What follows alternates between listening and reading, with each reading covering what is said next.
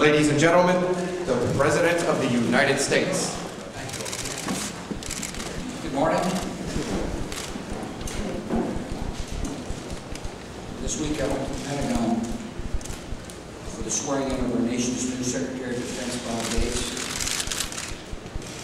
Secretary Gates is going to bring a fresh perspective to the Pentagon, and America is fortunate that he has agreed to serve our country once again. Looking forward to working with him. Secretary Gates is going to be an important voice in the Iraq strategy review that's underway. As you know, I've been consulting closely with commanders, Joint Chiefs of Staff on the strategy in Iraq and on the broader war on terror. One of the top priorities during this war is to ensure that our men and women wearing the uniform have everything they need to do their job. This war on terror is the calling of a new generation. It's the calling of our generation.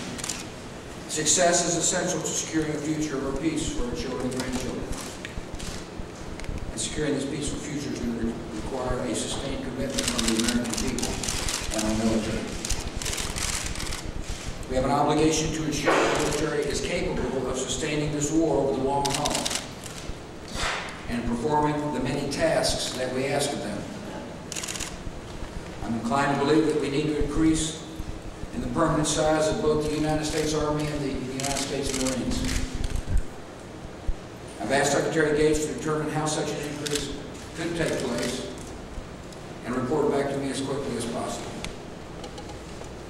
I know many members of Congress are interested in these issues, and I appreciate their input. As we develop the specifics of the proposals over the coming weeks, I want to listen to their views and work with them to see this become a reality.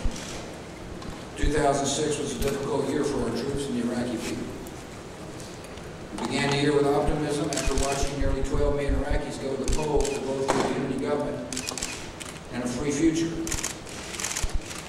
The Enemies of Liberty responded fiercely to this advance of freedom. They carried out a deliberate strategy to foment sectarian violence between Sunnis and Shias.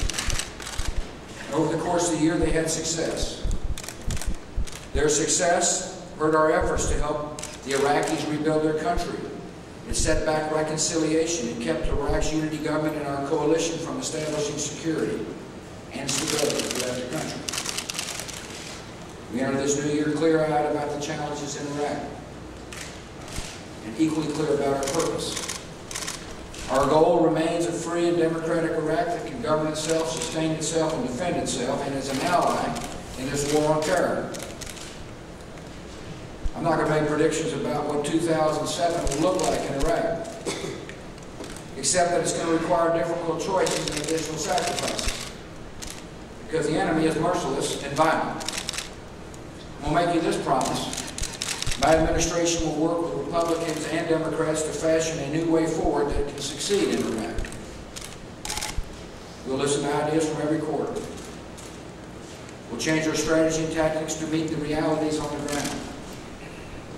We'll never lose sight that on the receiving end of the decisions I make is a private, a sergeant, a young lieutenant, or a diplomat who risks his or her life to help the Iraqis realize the dream of a stable country that can defend, govern, and sustain itself.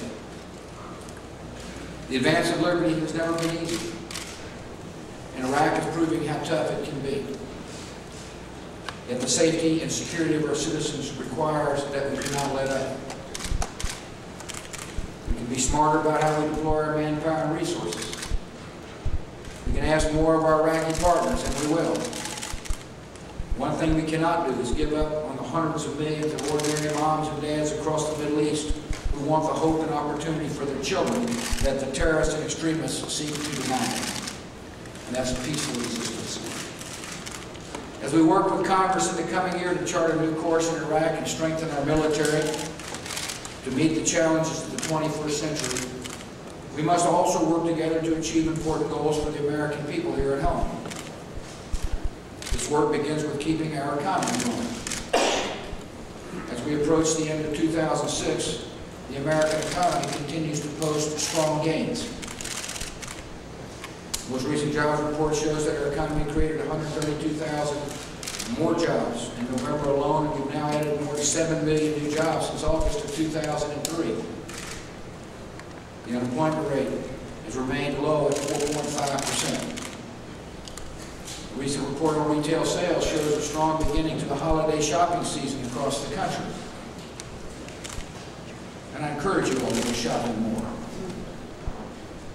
Next year marks a new start with a new Congress. In recent weeks, I've had good meetings with the incoming leaders of Congress, including Speaker-elect Nancy Pelosi and Senate Majority Leader-elect Harry Reid.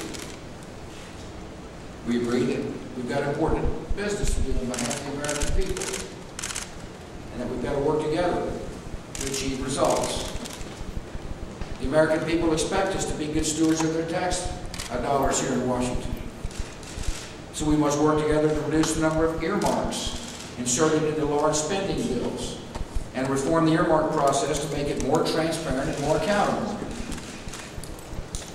American people expect us to keep America competitive in the world. We must work to ensure our citizens have the skills they need for the jobs of the future and encourage American businesses to invest in technology and innovation. The American people expect us to reduce our dependence on foreign oil and increase our use of alternative energy sources. So we must step up our research and investment in hydrogen fuel cells, hybrid plug-in and battery-powered cars, renewable fuels like ethanol and cellulosic ethanol and biodiesel, clean coal technology, and clean sources of electricity like nuclear, solar, and wind power. Another area where we can work together is the minimum wage. I support the proposed $2.10 increase in the minimum wage over a 2-year period. I believe we should do it in a way that does not punish the millions of small businesses that are creating most of the new jobs in our country. So I support pairing it with targeted tax and regulatory relief to help these small businesses stay competitive and to help keep our economy growing.